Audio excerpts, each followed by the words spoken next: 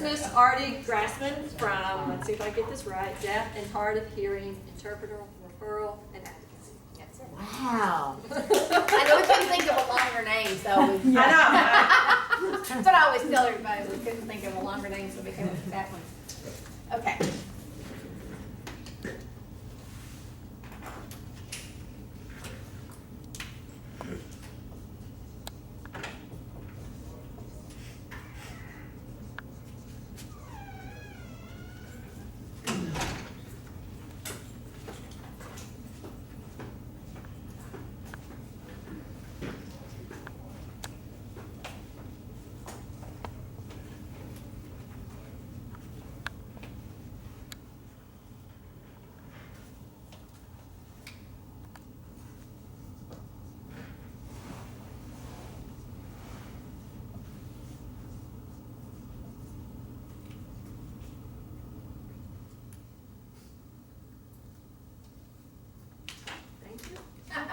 Thank you.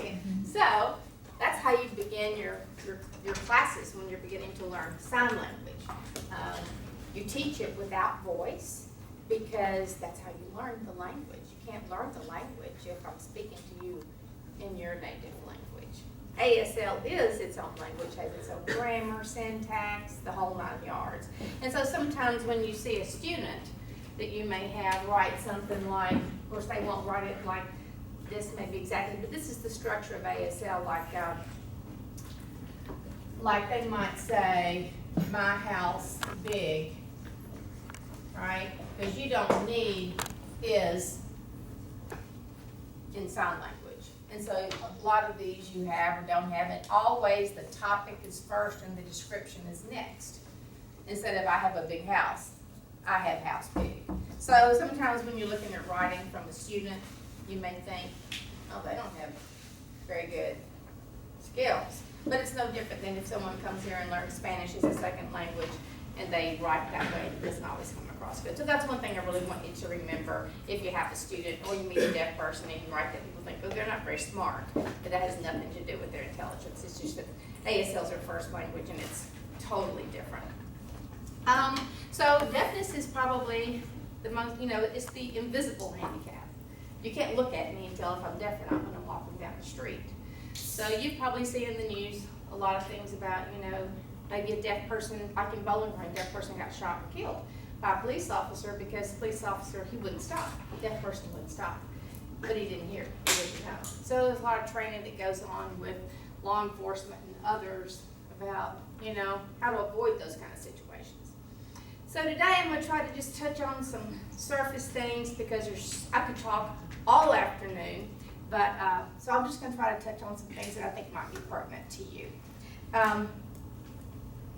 So in the description I talked about, I wish I could write on that board. I talked about the big D, deaf, and the little d, deaf. Okay, so when people use deaf and they have the capital D, that means that they culturally belong to the deaf community, they embrace ASL, that's their culture, that's their identity. They consider themselves a minority, not a person with a disability. A person who's a small d deaf might be someone who became deaf later in life. They might use more oral methods and they don't use sign language particularly. They don't mix and mingle in with the deaf community so much. And so they do not look at it as their identity, it's just their condition. And they might be somebody who became deaf in their 20s or 30s, and they just didn't grow up in that community. A lot of people who are what we call big D deaf maybe went to a school for the deaf. And they're maybe members of deaf clubs and deaf organizations and deaf sports. So deafness does have its own culture and own community. And blind community does too. Realize that or not, I didn't. Some of the terms you want to make sure you don't use, everybody uses hearing impaired. Hearing impaired doesn't mean you don't use hearing impaired. You use deaf and hard of hearing. Ooh, they want to be called deaf? Yeah. And the new thing is a person with deafness, a person who is deaf. Now if you say a person who is deaf, fine, but most deaf people people like to be called. I'm a deaf person. Deaf comes first. So that's just something to keep in mind. Deaf, hard of hearing, not hearing impaired, not deaf and dumb. Even though we know that dumb means in most contexts that you can't speak. But we really don't use that term anymore. And deaf and dumb to the deaf community means that they are not very intelligent, because when education first started out, even the Kentucky School for the Deaf was called the Kentucky Asylum for the Deaf and Dumb. So things have come a long way. But so it's a very offensive term. I wanted to talk to you a little bit about how to get a deaf person's attention. If you're in the classroom with a deaf person, what do I do? Well, one of the first things you would do if you were in the classroom is you would try to wave at them, get their attention, you know. And if they're sitting where you are and you're sitting here and I can't get your attention, I might say, can you, and you turn around and you get their attention. Another way is if you just walk up to somebody who's deaf and just say you're looking that way and you tap them on the shoulder. That's very acceptable. That's what they prefer. That's what they're used to. They're comfortable with it. Don't do a rapid tap, because that means there's something really urgent. And if the place is on fire, you can do that. But if it's not, you just want to do a gentle tap. And that's the only place you want to touch on their body. But that's what they're used to. If you're in a classroom and you have maybe several deaf people or hard of hearing people, flashing the lights is a great way to get everybody's attention. So that's what a lot of people do.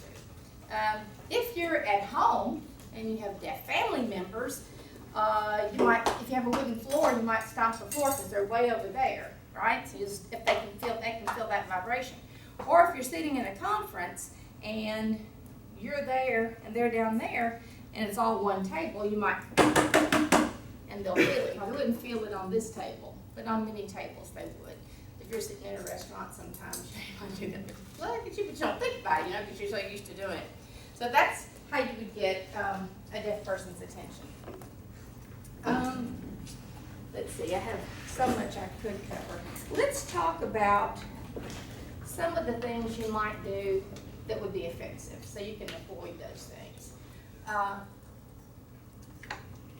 Seems like that's what everyone is interested in these days. So, and it's very important to people who are deaf because it happens all the time. There's a new term out there called autism. And of course, this comes from auditory, hearing. And of course, there's an ism for everything. So this is an ism when deaf people feel discriminated against, if you have a negative attitude towards a deaf person, if your lack of willingness to accommodate them when it comes to communication, those types of things, unwilling to employ them because you don't understand what their needs would be. So that's called autism. And I'm just going to run through a couple of things. If you say to a deaf person, oh, you have such good speech, they're like, okay, great, I hear this all the time, thank you. Because they know they have good speech for a deaf person, right? And their speech isn't going to be 100%. And they hear it all the time and they get real tired of it. So that's one thing. Also, a lot of times when deaf people, they refuse to use their voices even though they have intelligible speech, because people look at them and they're like, oh, what's that? And so they don't like that glance. Do you read lips? Well, you know, I can lip read some things, but I can't lip read everything. Even if I got 70%, which is the best I can get, I'm going to lose a lot. And who wants to go through all that? So they'll always say, oh, a little bit. You know, and then you're thinking, okay, well, good. We're good to go. Or they have good speech, and they use their voice with you, and you understand everything they're communicating to you. And so you're like, oh, we can communicate just fine. Well, yeah, you understand everything they're saying, but they don't understand everything you're saying. So that happens all the time. Oh, yeah, we get along fine. Yeah, we talk, we write back and forth. Well, you write back and forth, but how deep do you get into a discussion when you just write? It takes too much time. I would suggest if you're doing that you would use speech to text. At least you'd get more of the information in there. And then when they reply, it's going to be a little bit, you know, it won't be as full because they don't have they can't use speech to text unless they have good speech, but I'm not sure that the speech to text would work. Do you have a question? Oh, yes, ma'am. I know I just want to start out being late. I don't want to mean to interrupt anybody. I think the topic is very, I always wonder, how do, deaf people, do they have to, form a voice, or do they always have it? How do they form their voice? How do they learn how to speak? Mm-hmm. Oh, it's a lot of training that they go through in school. A lot of it depends upon were they born deaf. If they became deaf when they were 6 months old, they got better chances of developing good speech because they heard for 6 months. Plus, they have better chances of having good English because they built all those pathways in the brain. That's when you build the most pathways in the brain, your first 6 months of life. So it depends upon how much training they had on speech, how much they were drilled on it. They learn by touching and learning the buh, puh, the difference. They make fun of it all the time. They sit in front of a mirror, they do this, they blow on little, what do you call this, it's cotton balls. So there's just a lot of training that goes into it. And there's some good training that goes into it, but deaf people typically won't use their voice. Eventually they'll just quit. Their parents usually force them to use their voice. And how many parents of deaf kids do you think usually learn sign language? Very few, very few. You can talk to Cody and he won't mind me telling you this, but his mother signs pretty well, but that's probably, I'm not sure if he has brothers and sisters, but I mean, it's really hard to go to family reunions and stuff like that because nobody can really talk to you. They're like, hey, I always tell people, wear your name tags when you have a family reunion and you have someone deaf there. Invite an interpreter to come who might do that pro bono so they can kind of go around. There's so many things you could do. We kind of volunteer as an agency. That's how we give back, family reunions, weddings, funerals. That's what we kind of try to provide services for at no cost. So another thing is people will, especially if someone's wearing hearing aids or they think they're just hard of hearing, they tend to talk louder. And you can tell when someone's doing that. And they tend to talk louder and they over-exaggerate their lip movements because they think that makes it easier to lip read, but it doesn't. It makes it much harder. And it's really like this when you're speaking louder. You ever seen the guy on Saturday Night Live and he gets the megaphone and he goes, he's pretending like he's the interpreter, like, can you hear me? Yeah. Well, that's cute, right? But a lot of deaf people are offended by that. And another thing they're offended by is, like, let's say they have hearing aids on, or they recently regained a hearing loss, because that happens sometimes. Students will do this particularly. They'll go, can you hear me now? Can you hear me now? And they think it's fun, and they think it's funny. And sometimes, the person will go, they'll play along with it, but it gets real tired and real old real fast. And it's really not funny to them. It's funny to the person doing it, but it's really not funny to them. So that's something, if you see a student doing that, you might just want to say, hey, I learned in this class that that's probably not a great thing to do.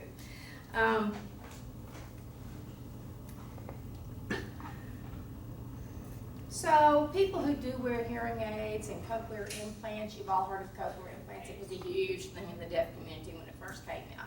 Everybody's trying to fix deaf people. Everybody's trying to make deaf people become hearing people. When you get a cochlear implant and you take that processor off, you're stone deaf. You have nothing in that ear at all. It totally replaces. Now, they are coming out with some new technology where you can retain your residual hearing. And they used to use your best ear that you could hear in and put the cochlear implant in. Well, now they've decided to use the worst ear, which I don't know why they didn't start out that way. But when you get a cochlear implant, you have to learn how to hear all over again because you're hearing an electronic voice, and it's not a regular voice that you hear. So they hear differently, and they have to go through a lot of training. If you're not committed to the training, you shouldn't get it. A lot of parents get it for their kids when they're young. If they get it when they're real little, then they're going to kind of learn. But if they get it when they're older, 8 or 9, and they're not following up with the therapy, then it's just going to be more frustrating. With hearing aids, background noises are horrible. If you're in a classroom and there's an air conditioner running or the door's open and there's outside noise, that's really going to bother the person with the hearing aid because it's going to compete with what you're doing. FM systems are great, because your voice is all they hear. So if you have FM systems with a student in a classroom that has a cochlear implant or hearing aid and they want that, then if they have enough hearing that it benefits them, that's usually for people who are more hard of hearing, severely hard of hearing. If they're really, really deaf, it's not going to help them. So they'll self-disclose, or you can, sometimes they won't know if you provide that or not, but they would, appreciate the question probably. People think, okay, you're deaf, you can't hear anything. Well, that's not true. A lot of deaf people, and this really messes things up for them sometimes, but a lot of deaf people can't, like if I'm behind somebody and I say, "Whoa, Cody," he might turn around, right? And everybody goes, "Oh, he can hear." Or if I just say his name, he may have learned that cadence. So he may turn around and say, "Yeah." And everybody thinks, "Well, he can hear." But that's because he's heard that all his life and you may just recognize that sound. But as far as hearing speech, understanding speech, it's a totally different thing. So you might be able to, you can look on an audiogram, you can overlay their audiogram on a regular audiogram and you can see what they can and can't hear. It might be that they can hear a train, a plane, a dog barking. Maybe they can hear a phone ringing. Maybe they can hear a doorbell. But they don't have the ability in the speech banana, we call it, to really understand what's being spoken.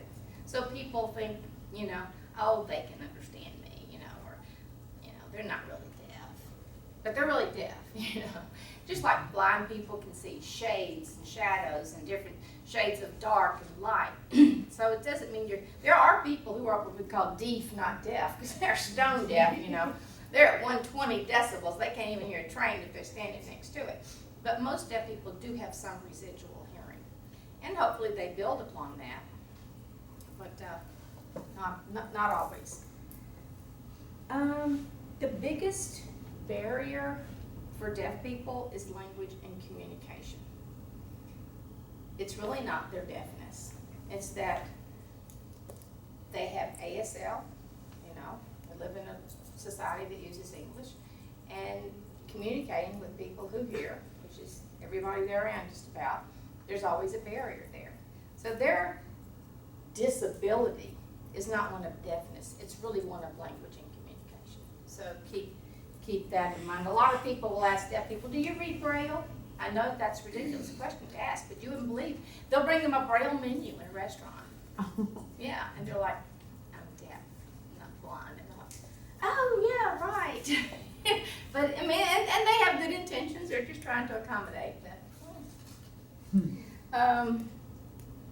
Do you all remember, some of you might be old enough to remember, some of you not, back in 1988, they had the big deaf president now at Gallaudet University. Gallaudet University had always had hearing presidents, never a deaf president.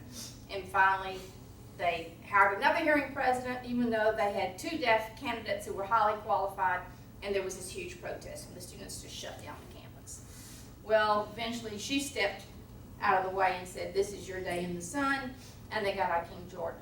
Well, I. King Jordan was the first deaf president at Gallaudet University, and he went on 60 Minutes.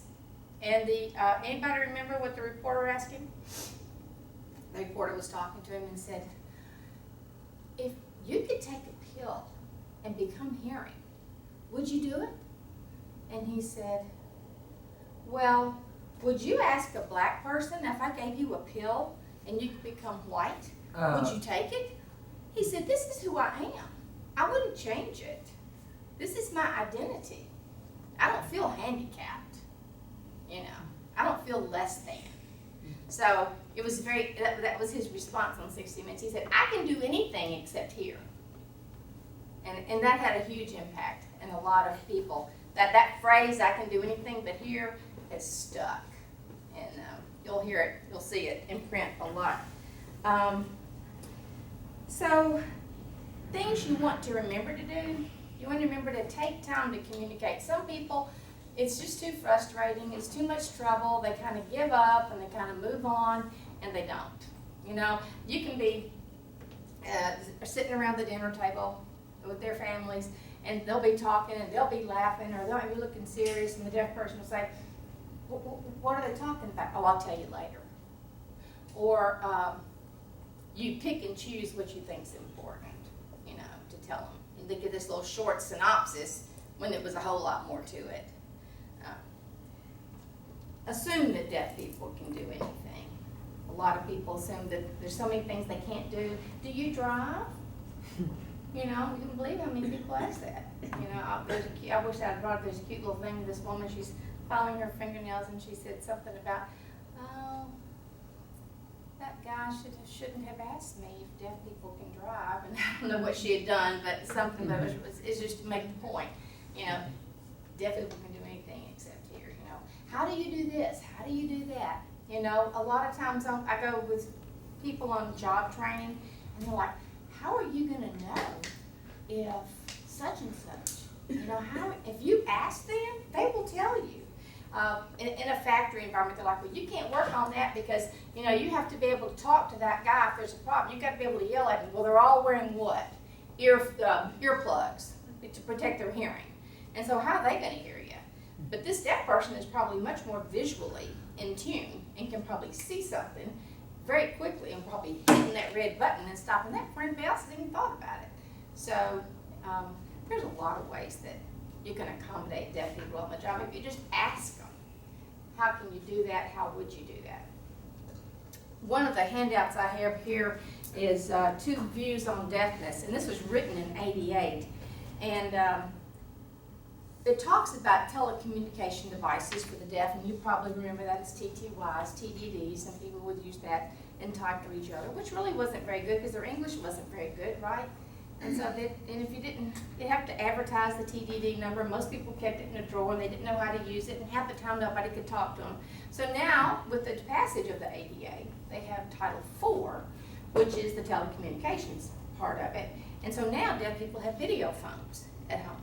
And the doctor's offices are always asking me, are you going to call them and tell them that we've moved their appointment? Well, no, I don't even have their phone number. I've never met these people. That's your job to call them. Well, how am I going to call them? I said, well, you're going to call the phone number that they gave you, because I'm sure they gave you one. Well, how am I going to talk to them? Well, they're going to say, please hold while I connect you to the person you dialed. And it's going to be a recording. Then someone's going to come on, it's going to be an interpreter, and they're going to say, please hold while I connect your call. And then you're going to speak, and the interpreter's going to sign to the deaf person. The deaf person's going to sign to them, and they're going to talk to you. And that's just law now. They can call and order pizza. They can call Parks Belk and ask them, you know, is that thing still on sale? Do you have any left? They can call anybody, anywhere, anytime. So that's been a real boon. And when deaf people first got that, they had to learn what a phone tree was, right? They'd never experienced that.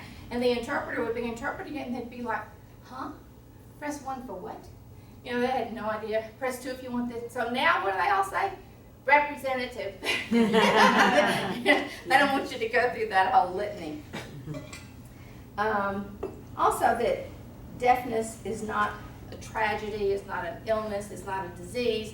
Oh, I'm sorry that you're deaf. I'm sorry. You know, it's like, well, I'm not sorry. Why are you sorry? You know, I know one time I was on an elevator with a real good friend of mine. They just had a baby. They were both deaf. And there were some hearing people on the elevator that we didn't know. And I said to him, I said, is the baby deaf? And they're like, no. And I said, aw. And these people looked at us like they're slapping us, you know. And it was like, oh yeah, okay. Well, it's great if you're deaf and you have a deaf child, because you share the same identity, you share the same culture, you share the same everything on the deepest levels possible. It's not a bad thing to have a hearing kid. You don't wish on them the difficulties that you have, but it's not a bad thing either. So people, you know, are like, oh, is your baby deaf? Oh, good. You know, just don't go there. Just say, oh, don't ask the question. You know. Yeah, I talked about patronizing behavior, like you say, you know, you have good speech, you know, oh, it's great that you can do that. Oh, you know, that's wonderful that y'all can, you know, that's a great thing. Now, if you were talking about, you know, the new video phones, it might be good to say, oh, that's wonderful that they passed that law and they provided that, you know, that's a good thing. But to be in a patronizing way, you just want to be careful to avoid that. Let's see. Oh, sometimes people say, oh, I know a sign. You know, And they'll always show you the dirty sign that they know, or they'll say, I know a sign, and they'll use a hearing sign that's not very nice, you know. And it's like, just don't make fun of the language. I mean, it's a very important part of deaf culture. So, you know, just if you know some signs, they appreciate that. Like, let's say they come up to you and they're like talking to you, and you're like, oh, I learned some signs, thank you. And they're like, oh, cool. You've tried to learn how to communicate with us. That's great. But just don't, you know, play with it and say, oh, I know a sign. You know, oh, here it comes. They've learned the cuss words. Somebody's talking. You know, that's always what they come out with. So, you know, lack of hearing doesn't mean lack of ability. You want to remember that being deaf is a difference. It's a difference. It's not a deficiency. So just keep that in mind. That's really important. Those are the two things. That's the two things in my mind, or maybe the three that I like to remember are: deaf people can do anything but hear. Deafness is not a deficiency. It's a difference. And Victor Hugo had a great quote. He said, "What matters, deafness of the ear, if the mind hears." You know. So I mean, there's nothing wrong up here. It's just here, and that's just a small detail. That's just a barrier. So a lot of the deaf people also, those who identify with the deaf community, not all deaf people do. Not all deaf people use ASL, so don't assume that. When you meet someone who's deaf, they might be oral, or they might become deaf when they were 30, or they were raised not to use sign language. So you want to keep that in mind. But I was going to say something about that, but I can't remember what it was. So if you do know some signs and you can use those, they would appreciate that. As far as like if you have a deaf person in your classroom and you haven't, how many have an interpreter in your classroom? Anybody? I know you do. Anybody else? If you do have an or just say you're in general, you're using an interpreter, you just want to make sure you don't say to the interpreter, tell him, tell her to speak directly to them. Just pretend like that interpreter is not there. Now that interpreter may work with you as a team member if they need to say, you know, you might want to do this, or this might be helpful, but in general, your communication is with them. And in K through 12, we always tell them, you're responsible for the student, not the interpreter. And that's real hard sometimes to get across, because they think, well, you can communicate with them, I can't. Well, that's why I'm here, so you can. Make sure that if you're having a one-on-one in an office or something, there's not a bright light behind you, because it makes it hard to see the interpreter. But make sure you have good lighting, because you don't want to be in a dark area. And if you're using an interpreter, just speak at a normal pace. Don't speak as fast as me, but speak at a normal pace. Don't try to slow down for the interpreter.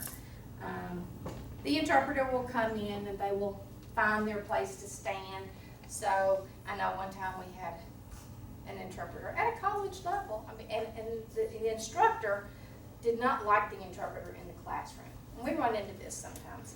And so the interpreter was standing over here, because this is, well, first of all, she said, you can sit in front of the student. And she wanted the interpreter like right here, sitting in front of the student right there. Well, that was just way too close. And so the interpreter was like, no, I can't do that. And you know, so the interpreter's standing over here, and then she's like, well, no, if there's a fire, you're gonna be in the way. And the interpreter's like, I'm the first one out the door.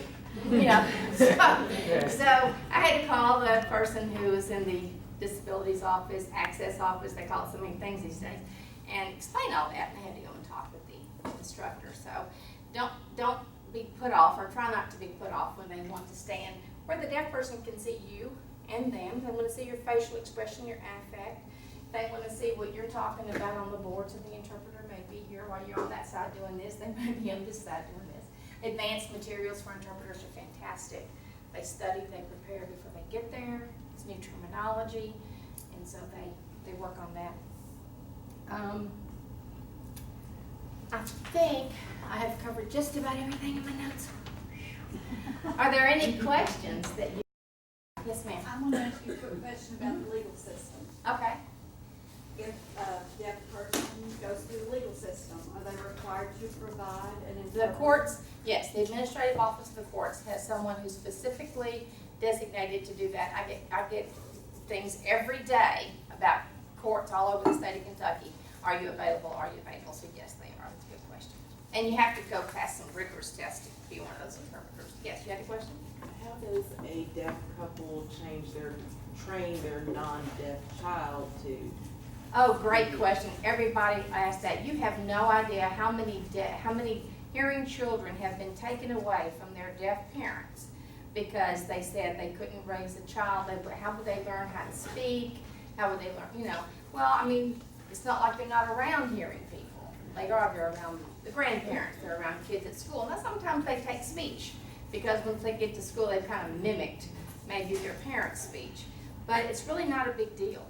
I mean, but a lot of people have that question. It's like, how do they learn how to speak?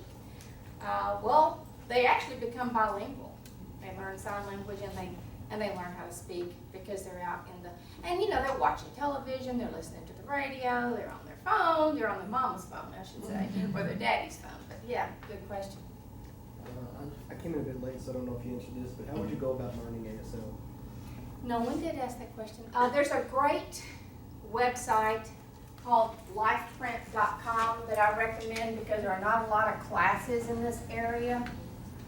And this is taught by a deaf man. It's totally free.